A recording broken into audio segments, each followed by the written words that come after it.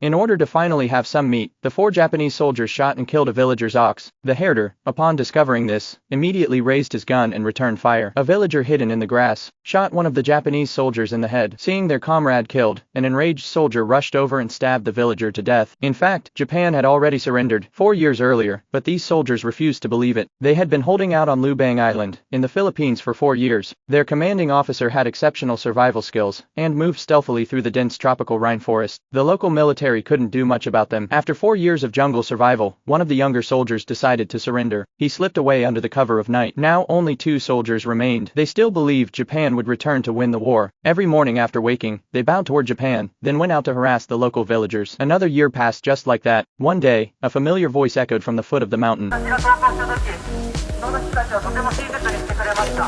Using binoculars, they saw it was the surrendered recruit, who had returned with a group of Filipino soldiers to persuade them. He had even brought family members of the 2 Japanese soldiers, who spoke through loudspeakers urging them to surrender. But Onotohiro believed it was an American trap. Even when night fell and the group left, the 2 soldiers retrieved the newspapers and radio they left behind. The newspapers showed Japan had now built towering skyscrapers. The radio broadcasted a rugby match between Japan and the United States, but Onotor was still convinced it was all a setup by the US. He believed the newspapers and broadcasts were manipulated. He began to analyze the messages from their family members, convinced there was a hidden meaning behind them.